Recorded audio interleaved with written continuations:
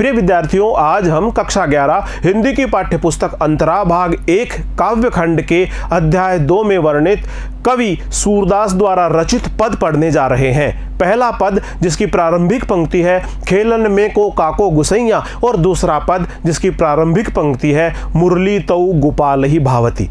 तो आइए पढ़ते हैं पहला पद जिसकी प्रारंभिक पंक्ति है खेलन में को काको गुसैया। खेलन में को काको गुसैया, इस पद में श्री कृष्ण की बाल लीला का वर्णन किया गया है। खेल में हार जाने पर श्री कृष्ण अपनी हार को स्वीकार नहीं करना चाहते। खेल खेला जा रहा है श्री कृष्ण और उनके सखाओं के मध्य, बाल गोपालों और श्री कृष्ण के मध्य खेल खेला जा रहा है। और इस खेल खेलने के दौरान श्री कृष्ण जी हार गए हैं। श्री कृष्ण जी के हार जाने के बाद भी वे रूठ जाते हैं और इस प्रकार से क्रोध करते हुए वे खेल खेलने से मना कर देते हैं। इस प्रकार की स्थिति जिस प्रकार बालकों के खेल खेलने में उपस्थित होती है, उसी प्रकार का चित्रण सूरदास जी ने इस पद में किया है। यहाँ बाल मनोविज्ञान का सूक्ष्म चित्रण देखा जा सकता है। बाल मनोविज्ञान का बहुत ही सूक्ष्म चित्रण सूरदास जी ने इस पद में किया है। खेलन में को काको गुसैया, खेलन में को काको गुसैया, हरिहारे जीते श्री दामा, बरबस ही कत करत रिसैया। खेलन में को काको गुसैया, जाति पाति हम ते बड़ नाही, नाही बसत तुम्हारी छैया। अति अधिकार जनावत याते, जाते अधिक तुम्हारी गैया। रूठई करे तासु को खेले, रहे बैठ जह तह गवैया। सूरदास प्रभु खेल्यो ही चाहत, दाऊ दियो करी नंद दुहैया। इस पद का प्रसंग इस प्रकार से है। प्रस्तुत पद्यांश सूरदास द्वारा रचित सूर सागर से लिया गया है। सूरदास जी की प्रसिद्ध रचना सूर सागर से इस पद को लिया गया है। इस पद में श्री कृष्ण की बाल लीला का, श्री कृष्ण और उनके सखाओं के मध्य खेलने का वर्णन किया गया है। खेल में हार जाने पर श्री कृष्ण अपनी हार नहीं मानते हैं। इस पद में कवि ने उसी स्थिति का खेलते हुए श्री कृष्ण और बाल सखाओं के मध्य हुए वार्तालाप का जीवंत दर्शन हमारे समक्ष प्रस्तुत किया है। इस पद में कवि ने उसी स्थिति का, खेल कूद की स्थिति का चित्रण किया है और चित्रण करते हुए बाल मनोविज्ञान का आधार लिया है।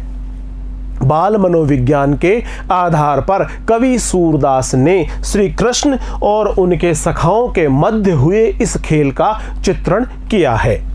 खेलन में को काको गुसैया, हरिहारे जीते श्री दामा, बरबस ही कत करत रिसैया। आइए अब इस पद का हम भावार्थ ग्रहण करें, इसे ठीक प्रकार से आत्मसात करने का प्रयास करें। सबसे पहले कठिन शब्द देख लेते हैं। खेलन में को काको गुसैया, को से आशय है कोई, काको, काको से आशय है किसका, काको मानी किसका। गुसैया, गुसैया से आशय है स्वामी, गुसैया से आशय है मालिक, स्वामी। हरिहारे जीते श्री दामा, हरि से आशय है भगवान श्री कृष्ण, जीते श्री दामा। बरबस, बरबस से आशय है बलपूर्वक, बरबस बलपूर्वक। कत करत रिसैया, रिस, रिस का आशय है क्रोध, रिसैया का आशय है क्रोध करना। इन पंक्तियों के माध्यम से कवि सूरदास जी श्री कृष्ण जी और उनके सखाओं बाल गोपालों के मध्य हुए खेल का वर्णन करते हुए उस खेल के दौरान उत्पन्न हुई स्थिति का वर्णन कर रहे हैं। खेल खेलने के दौरान हरिहारे, श्री कृष्ण जी हार जाते हैं, जीते श्री दामा, और श्री दामा जी जीत जाते हैं। श्री कृष्ण जी हार जाते हैं और श्री दामा जी जीत जाते हैं। जब ऐसी स्थिति होती है बरबस ही, तो बलपूर्वक ही श्री कृष्ण जी रूठ जाते हैं, क्रोध करते हैं। बरबस ही कत करत रिसैया, और ऐसी स्थिति में श्री कृष्ण जी जब हार जाते हैं तो वे अपनी हार को स्वीकार नहीं करते, वरन वे क्रोध कर बैठते हैं, वे गुस्सा कर बैठते हैं। तब बाल गोपाल आपस में चर्चा करते हैं, आपस में बातचीत करते हैं और वे कहते हैं खेलन में को काको गुसैया, कि खेल कूद में कौन किसका स्वामी होता है, किसका गुसैया स्वामी होता है। खेलने कूदने में तो सभी खिलाड़ी एक समान ही माने जाते हैं। खेलने कूदने में तो न्याय का सिद्धांत ही काम में आता है। खेलने कूदने में तो समानता का सिद्धांत ही काम में आता है। खेलने में कोई किसी का स्वामी नहीं होता, सभी खिलाड़ी एक समान होते हैं। उनमें किसी प्रकार का कोई अंतर, किसी प्रकार का कोई भेदभाव नहीं होता है। इन पंक्तियों में कवि सूरदास इन पंक्तियों के माध्यम से यह बता रहे हैं कि श्री कृष्ण के मित्र उन्हें समझा रहे हैं। श्री कृष्ण के मित्र, श्री कृष्ण के सखा बाल गोपाल श्री कृष्ण से कह रहे हैं कि खेल कूद में सब एक समान होते हैं। खेलने कूदने में जो भी खिलाड़ी भाग लेता है उन सब के मध्य समानता और न्याय का सिद्धांत काम करता है और इस प्रकार वे सभी एक समान होते हैं, अर्थात कोई छोटा अथवा बड़ा नहीं होता। श्री कृष्ण जी खेल में हार गए हैं। हरि हारे, हरि से आशय है श्री कृष्ण जी, हरि हारे जीते श्री दामा। श्री कृष्ण जी खेल खेलने के दौरान हार गए हैं और खेल खेलने के दौरान श्री दामा जी जीत गए हैं। तो बरबस ही कत करत रिसैया, श्री कृष्ण जी को अपनी हार स्वीकार कर लेनी चाहिए, लेकिन उन्होंने ऐसा नहीं किया और हार स्वीकार करने के बजाय उन्होंने क्रोध करना शुरू कर दिया। श्री कृष्ण खेल में हार गए हैं और श्री दामाजी जीत गए हैं, तो उन्हें अपनी हार स्वीकार कर लेनी चाहिए। श्री कृष्ण जी को अपनी हार स्वीकार कर लेनी चाहिए, लेकिन वे स्वयं ही क्रोध क्यों कर रहे हैं? श्री कृष्ण जी का क्रोध करना यहाँ पर उचित नहीं है। खेलन में को काको गुसैया, हरिहारे जीते श्री दामा, बरबस ही कत करत रिसैया, जाति पाति हम ते बड़ नाही, नाही बसत तुम्हारी छैया, अति अधिकार जनावत याते, जाते अधिक तुम्हारे गैया। कठिन शब्द इस प्रकार से हैं। बड़े, बड़ से आशय होता है बड़ी, छैया, छैया से आशय होता है छत्र छाया, शरण, जनावत, जनावत का आशय होता है जताना या दिखाना। इन पंक्तियों के माध्यम से सूरदास जी बाल सुलभ लीलाओं का वर्णन करते हुए श्री कृष्ण और उनके सखाओं के मध्य हुए खेल के दौरान उत्पन्न स्थिति का चित्रण कर रहे हैं। खेल खेलने के दौरान हरि हारे जीते श्री दामा, श्री कृष्ण जी हार गए हैं और श्री दामा जी जीत गए हैं, लेकिन श्री कृष्ण ने अपनी हार को स्वीकार नहीं किया और उन्होंने क्रोध करना शुरू कर दिया। तब बाल गोपाल आपस में बातचीत कर रहे हैं कि जाति पाति हम ते बड़ नाही, नाही बसत तुम्हारी छैया।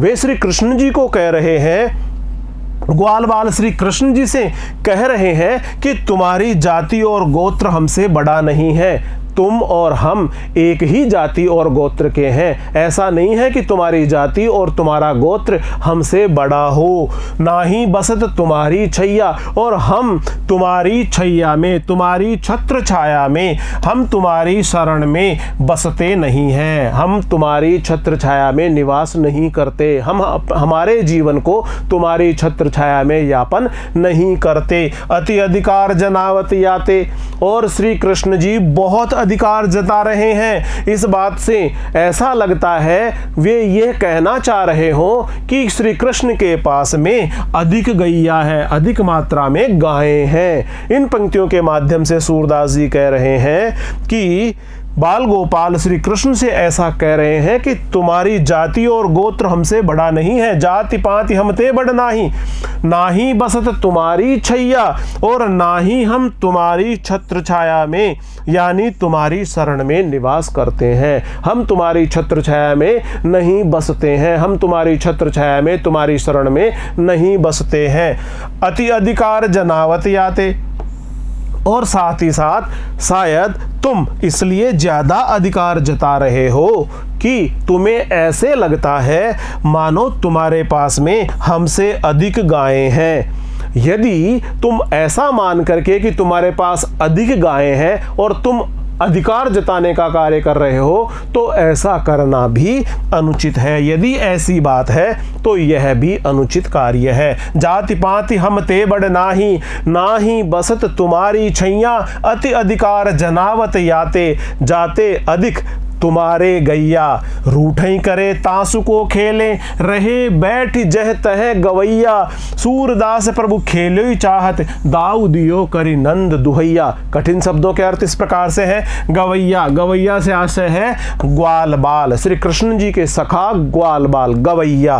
दाऊ, दाऊ दियो, दाव से आशय दाव देना या अपनी बारी आने पर खेलना। दोनों प्रकार के खेलने के दौरान एक पक्ष जीतने वाला, एक पक्ष हारने वाला होता है, एक पक्ष खेलने वाला, एक पक्ष खिलाने वाला होता है। तो इस प्रकार से दाव का आशय है दाव या बारी। नंद दुहैया, नंद बाबा की दुहाई देना। नंद दुहैया से आशय है नंद बाबा की दुहाई देना। इन पंक्तियों के माध्यम से कवि सूरदास जी बता रहे हैं कि खेलने के दौरान ग्वाल बाल आपस में पूछते हैं, रूठई करें तासु को खेले। जो रूठ जाए खेलने के दौरान, खेल खेलने के दौरान जो समानता के नियमों को नहीं माने, न्याय के सिद्धांत को नहीं माने, सही और गलत को नहीं माने, उचित अनुचित को नहीं माने और हार जाने के बावजूद भी जो रूठ जाए, रूठई करे तासु को खेले, तो ऐसे व्यक्ति के साथ कौन खेलना पसंद करेगा। रहे बैठ जह तह गवैया। और ऐसा विचार करके जितने भी बाल गोपाल थे श्री कृष्ण जी के, जितने भी संगी साथी थे, जितने भी सखा थे, वे रहे बैठ जह तह इधर उधर जाकर के चुपचाप बैठ गए। श्री कृष्ण जी के सखा बाल गोपालों ने आपस में चर्चा की कि जो खेलने के दौरान सही उचित को न मानकर हार जाने पर भी अपनी हार न माने, तो ऐसी स्थिति में खेल में जो रूठे उसके साथ में कौन खेल खेलेगा। सूरदास प्रभु खेलो चाहे। सूरदास जी कहते हैं कि प्रभु, प्रभु से आशय है श्री कृष्ण जी, श्री कृष्ण जी तो खेलना ही चाहते हैं। सूरदास प्रभु खेलो ही चाहत, दाऊ दियो करी नंद दुहैया।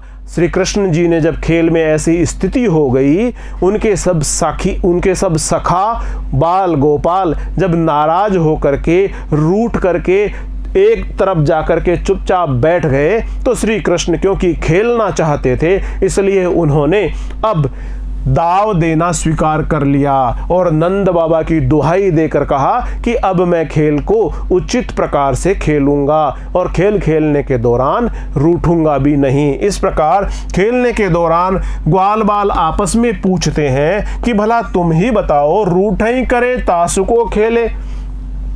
कि जो खेल में नाराज होकर रूठ जाता है उसके साथ खेल खेलना कौन पसंद करेगा। ऐसा कहकर रहे बैठ जह तह गवैया, ऐसा कहकर सभी श्री कृष्ण के सखा बाल गोपालों ने खेल खेलना बंद कर दिया तथा वे सभी श्री कृष्ण के सखा और बाल गोपाल इधर उधर जाकर बैठ गए। सूरदास जी कहते हैं कि अपने रूठे हुए सखाओं को यानी बाल गोपालों को श्री कृष्ण ने मनाने का प्रयास किया, जैसा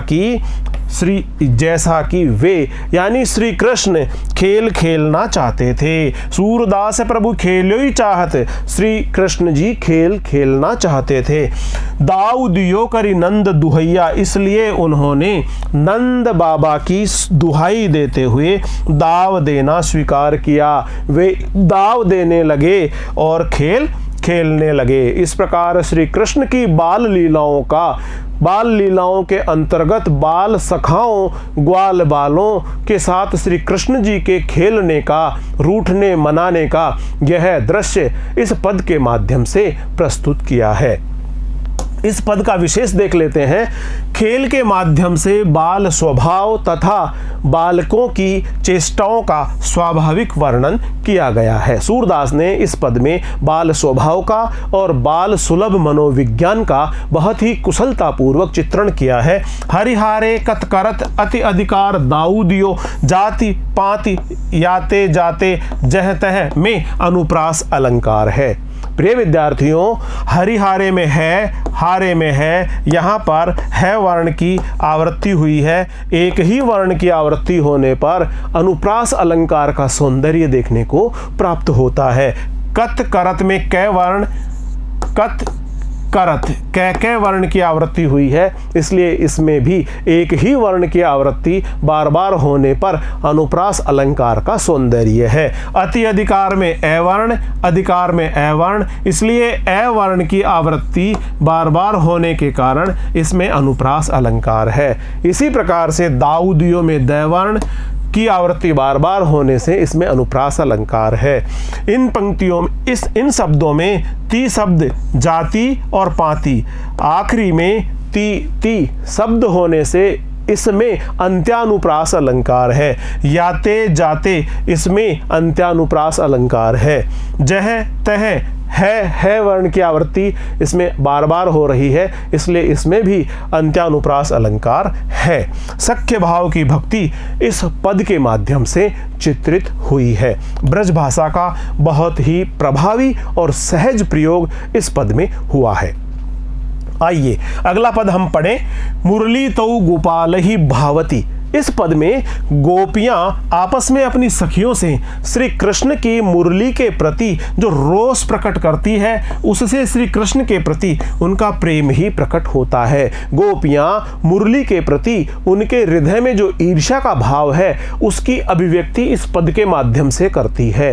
गोपियां मुरली को श्री कृष्ण के अधरों पर लेटा हुआ पाती है। श्री कृष्ण अपने अंगुलियों के द्वारा ऐसे प्रदर्शित करते हैं मानो वे मुरली रूपी नारी के शरीर को दबा रहे हों। इस प्रकार से मुरली को बहुत अधिक श्री कृष्ण के निकट देखकर गोपियां ईर्ष्या भाव से भर जाती है और वे अपने हृदय की ईर्ष्या का प्रदर्शन इस पद के माध्यम से करती है, जिसका चित्रांकन सूरदास द्वारा किया गया है। मुरली श्री कृष्ण के नजदीक ही नहीं है, वह जैसा चाहती है श्री कृष्ण से वैसा ही आचरण, वैसा ही कार्य करवाती है। इस तरह एक तो वह उनकी आत्मीय बन बैठी है। गोपियां कहती है कि मुरली श्री कृष्ण की आत्मीय बन चुकी है, मुरली श्री कृष्ण की प्रियतमा बन चुकी है, और दूसरे वह गोपियों को श्री कृष्ण का कोप भाजन भी बनवाती है। इस पद में गोपियों का मुरली के प्रति ईर्ष्या भाव प्रकट हुआ है। आइए इस पद का वाचन करें और उसके पश्चात हम इस पद का भाव ग्रहण करेंगे, इसका अर्थ ग्रहण करेंगे। मुरली तौ गोपाल ही भावती, सुंदरी सखी जदपि नंदलाल ही, नाना भांति नचावती। मुरली तौ गोपाल ही भावती, राखती एक पाई ठाडो करी, अति अधिकार जनावती। कोमल तन आज्ञा करिवावती, कटि टेढ़ी वह आवती। अति आधीन सुजान कनोड़े, गिरधर नार नवावती। आपुनि पोढ़ी अधर सज्जा पर, कर पल्लव पलुटावती। भ्रकुटि कुटिल नैन नासापुट, हम पर कोप करावती। सूर प्रसन्न जान एको छिन, धरते शीस डुलावती। इस पद में जो प्रसंग है पहले उसे देख लेते हैं। प्रस्तुत पद्यांश कवि सूरदास द्वारा रचित उनकी प्रसिद्ध कृति सूरसागर से लिया गया है। इस पद में गोपियां आपस में अपनी सखियों से वार्तालाप करती है, मुरली के प्रति ईर्ष्या भाव प्रकट करती है। इस पद में गोपियां आपस में अपनी सखियों से श्री कृष्ण की मुरली के प्रति जो रोष का भाव है वह प्रकट करती है, रोष प्रकट करती है, उससे कृष्ण के प्रति उनका प्रेम ही अधिक प्रकट होता है। और गोपियों द्वारा मुरली के प्रति ईर्ष्या भाव प्रकट करने से वस्तुतः गोपियों के हृदय में श्री कृष्ण के प्रति जो अनन्य प्रेम है उसी की अभिव्यक्ति होती है। इस पद में गोपियों का मुरली के प्रति ईर्ष्या भाव प्रकट हुआ है। आइए अब हम इस पद की व्याख्या समझने का और इसे आत्मसात करने का प्रयास करें। मुरली तौ गोपाल ही भावती, सुंदरी सखी जदपि नंदलाल ही, नाना भांति नचावती। भावती, भावती से आशय है अच्छी लगना, भाना, अच्छा लगना। इन पंक्तियों के माध्यम से कवि सूरदास जी गोपियों द्वारा मुरली के प्रति ईर्ष्या भाव की अभिव्यक्ति करते हुए कहते हैं कि मुरली तौ गोपाल ही भावती। मुरली बांसुरी श्री कृष्ण के होठों पर, श्री कृष्ण के अधरों पर सजने वाली बांसुरी मुरली, तौ मानी तुझे, गोपालई, गोपालई से आशय श्री कृष्ण, गोपाल गायों को पालने वाले, गोपालक गोपाल श्री कृष्ण, भावती अधिक भाते हैं, अधिक सुहाते हैं, अधिक पसंद आते हैं। सुंदरी सखी यद्यपि नंदलालई, आपस में गोपियां वार्तालाप करती हुई एक दूसरी सखी को संबोधित करते हुए कहती है कि सुंदरी सखी, अरे सखी सुनो तो सही, यद्यपि नंदलालई, नंदलालई से आशय है गोपालई, गोपाल नंदलाल, नंदलाल यानी श्री कृष्ण, यद्यपि नंदलाल श्री कृष्ण जी नाना भांति नचावती, अरे सखी सुनो तो सही, यह मुरली श्री कृष्ण को नाना भांति नाच नचवाती है, अनेक प्रकार से परेशान करती है, अनेक प्रकार से श्री कृष्ण जी को कष्ट देती है। इस प्रकार से गोपियां अपनी सखियों के साथ वार्तालाप करती है। गोपियां मुरली अर्थात बांसुरी के कार्यों का वर्णन करती हुई एक दूसरे को कहती है कि हे सखी, मुरली श्री कृष्ण को बहुत अधिक भाती है।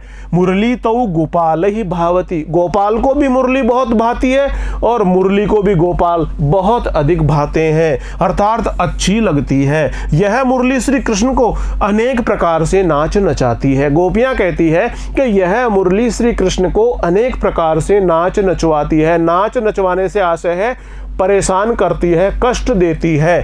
पता नहीं इस मुरली में श्री कृष्ण को ऐसा कौन सा रस आता है, कौन सा गुण नजर आता है, कौन सा भाव नजर आता है कि यह मुरली श्री कृष्ण को इतना परेशान करती है, उसके बावजूद भी श्री कृष्ण उस मुरली को बहुत पसंद करते हैं। मुरली तो गोपाल ही भावती, सुंदरी सखी यद्यपि नंदलाल ही नाना भांति नचावती, राखती एक पाई ठाडो करी अति अधिकार जनावती, कोमल तन आज्ञा करिवावती, कटी टेढ़ी वह आवती। कठिन शब्दों के अर्थ इस प्रकार से है। पाई, पाई से आशय है पैर, ठाडो, ठाडो से आशय है खड़ा रखना, जनावती, जनावती से आशय है जताना, प्रकट करना, कटी, कटी से आशय है कमर, राखती एक पाई ठाडो करी।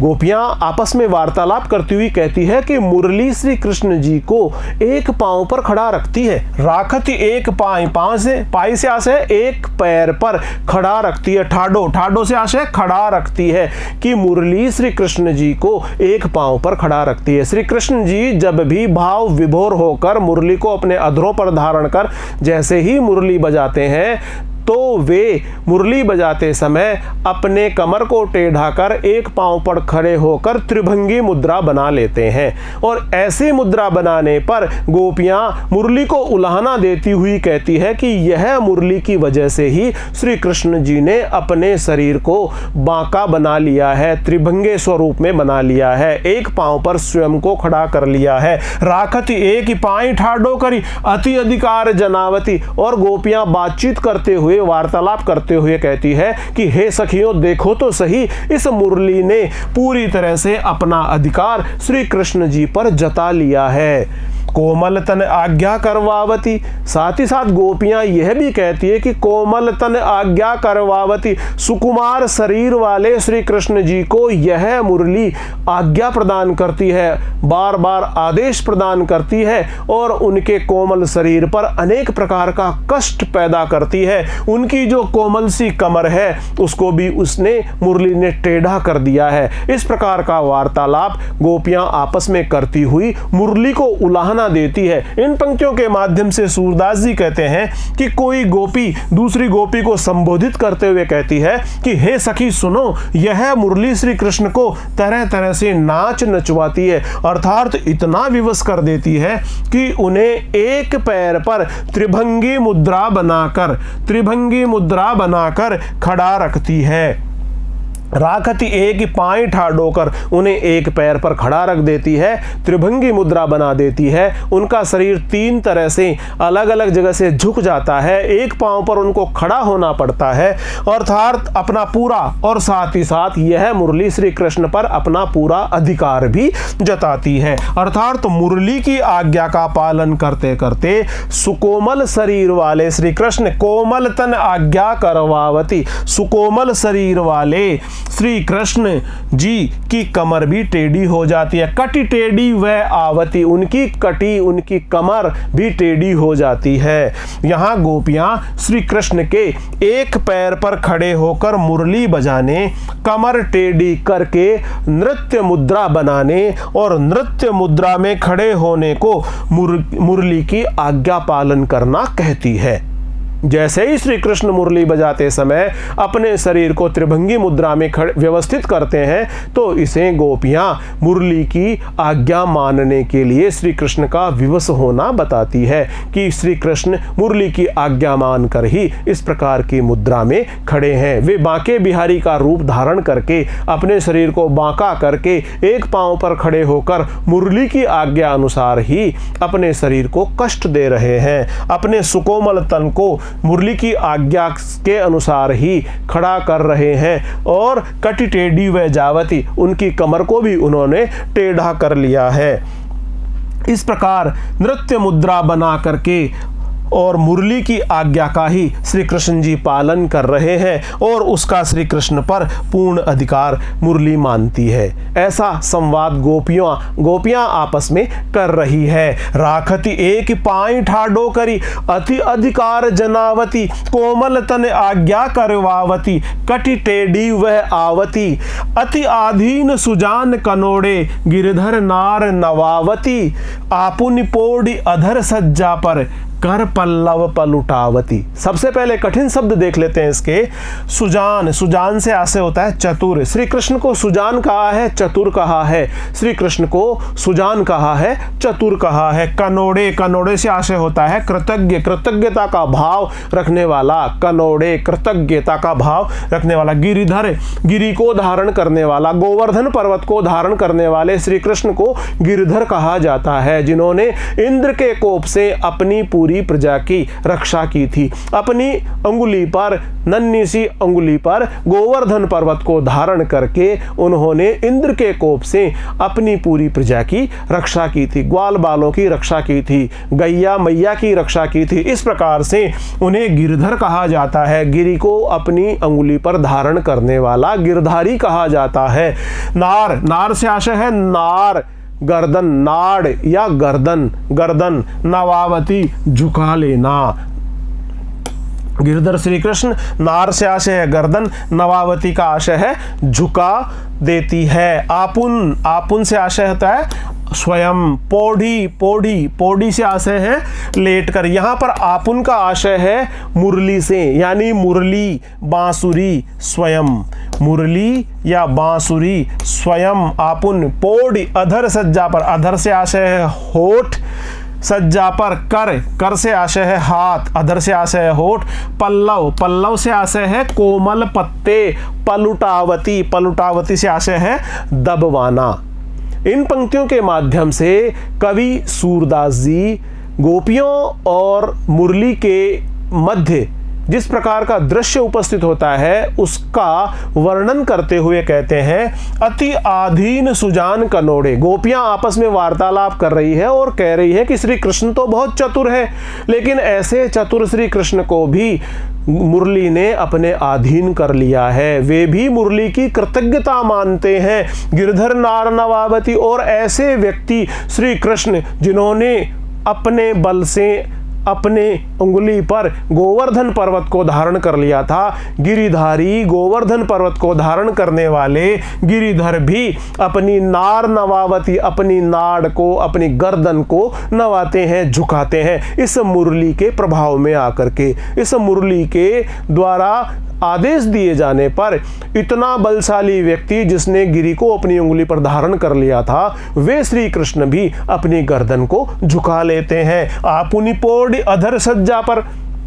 गोपियां साथ ही साथ इस बात का संकेत करती है, यह कहती है आपस में कि आप स्वयं तो, यानी मुरली स्वयं तो श्री कृष्ण की अधर, उनके होठों की सैया पर लेट जाती है, वहां शयन करती है, वहां पर विराजमान होती है। कर पल्लव पलुटावती, और श्री कृष्ण जी भी अपनी अंगुलियों के संचालन से जब बांसुरी बजाते हैं तो ऐसा लगता है मानो वे मुरली की शरीर, मुरली के पैर दबा रहे हों। इस प्रकार का वार्तालाप गोपियां आपस में करती है।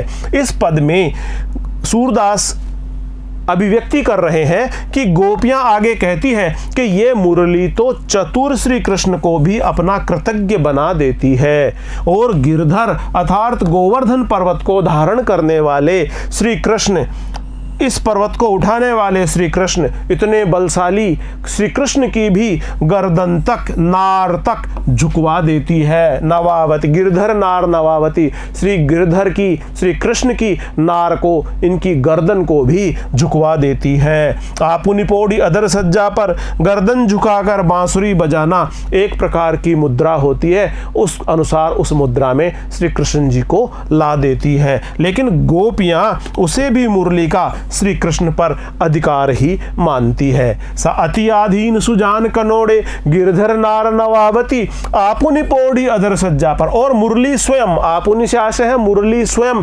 पौड़ी विराजमान हो जाती है अधर होठों की सैया पर, और मुरली स्वयं होठों की सैया पर विराजमान हो जाती है। कर पल्लव पलुटावती, और ऐसा लगता है कि भगवान श्री कृष्ण मुरली बजाने के दौरान अपनी अंगुलियों के संचालन से जो क्रियाएं करते हैं, जो भाव भंगिमा बनाते हैं, तो ऐसा लगता है, गोपियां ऐसा कहती है कि मानो वे मुरली के शरीर, मुरली के पैरों को दबा रहे हो।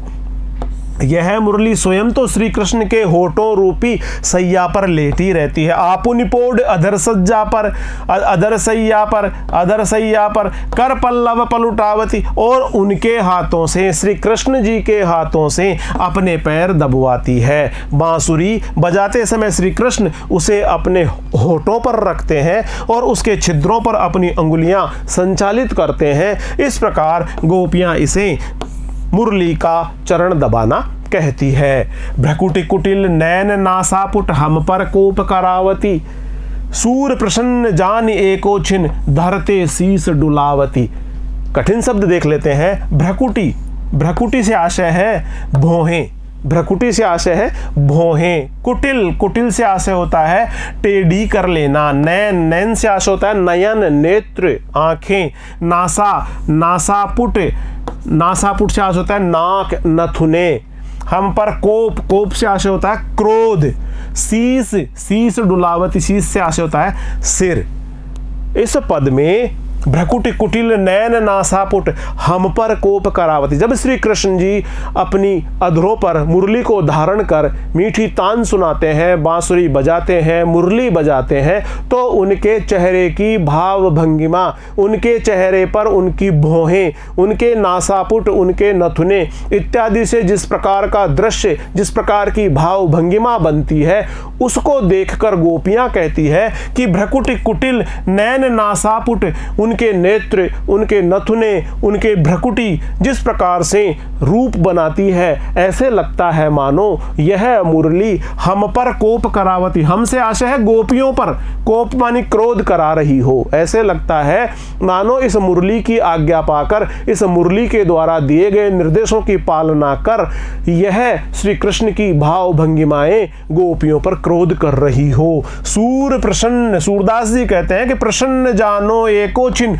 एक क्षण के लिए भी प्रसन्नता का जो क्षण आता है, हृदय के अंदर आनंद और प्रसन्नता का जो क्षण आता है, धरते शीस डुलावती, उस आनंद और प्रसन्नता के क्षण को जैसे ही वह प्रकट होता है, भगवान श्री कृष्ण भी उस आनंद में भर जाते हैं और अपने सिर को डुलाने लगते हैं, अपने सिर को आनंद में भरकर हिलाने लगते हैं। इस पद में अंत में गोपियां कहती है कि यह मुरली हम पर तो क्रोध करवाती ही करवाती है। भ्रकुटि कुटिल नैन नासापुट हम पर कोप करावती, हम पर क्रोध तो करवाती ही करवाती है। अर्थात मुरली बजाते समय श्री कृष्ण की भ्रकुटियां यानी भौहें टेढ़ी हो जाती है, उनके नाक के नथुने फूल जाते हैं, नेत्र संचालन करते हैं, इधर उधर देख करके नेत्र भी संचालन करते हैं। इससे गोपियों को ऐसा प्रतीत होता है, ऐसा लगता है मानो श्री कृष्ण मुरली पर क्रोध न करते हुए हम पर क्रोध कर रहे हैं, गोपियों पर क्रोध कर रहे हैं। यह सब मुरली के कारण ही हो रहा है। सूरदास कहते हैं कि जब मुरली प्रसन्न होती है तो श्री कृष्ण चाहे एक क्षण के लिए ही सही, जब प्रसन्नता का भाव व्यक्त होता है, जब प्रसन्नता का क्षण आता है तो एक क्षण के लिए ही सही अपने सिर को हिलाने लगते हैं, अर्थात आनंद में भरकर झूमने लगते हैं। एको छिन धरते शीस डुलावती, श्री कृष्ण जी भी उस आनंद में भर उठते हैं और उस आनंद के क्षण का पूरा पूरा आनंद लेते हैं। इन पंक्तियों का विशेष इस प्रकार से है। मुरली बजाते समय श्री कृष्ण की विभिन्न मुद्राओं का चित्रण सूरदास द्वारा किया गया है। इसका बिल्कुल स्वाभाविक और वास्तविक चित्रण इस पद में हमें देखने को प्राप्त होता है। अधर सज्जा और कर पल्लव में रूपक अलंकार है। इसमें अनुप्रास अलंकार भी हमें देखने को मिलता है। जहां जहां भी एक ही वर्ण की बार बार आवृत्ति होती है वहां उन शब्दों में हमें अनुप्रास अलंकार का सौंदर्य देखने को प्राप्त होता है। श्रृंगार रस का चित्रण इस पद में किया गया है। इसमें मुहावरेदार ब्रज भाषा का बहुत ही प्रभावशाली तरीके से प्रयोग किया गया है, जो इस पद को बहुत आकर्षक और प्रभावशाली बना देता है। प्रिय विद्यार्थियों, आज हमने कवि सूरदास द्वारा रचित पद जिसकी प्रारंभिक पंक्ति है खेलन में को काको गुसैया और दूसरा पद जिसकी प्रारंभिक पंक्ति है मुरली तऊ गोपाल ही भावती को बहुत अच्छी तरह से पढ़ा है, इसका अच्छी तरह से अध्ययन कर लिया है, आत्मसात कर लिया है। अगले वीडियो में हम कवि सूरदास द्वारा रचित पद, पहला पद जिसकी प्रथम पंक्ति है खेलन में को काको गुसैया और दूसरा पद जिसकी प्रथम पंक्ति है मुरली तऊ गोपाल ही भावती से संबंधित अभ्यास प्रश्न लेकर शीघ्र ही हम आपके समक्ष उपस्थित होंगे। तब तक नमस्कार।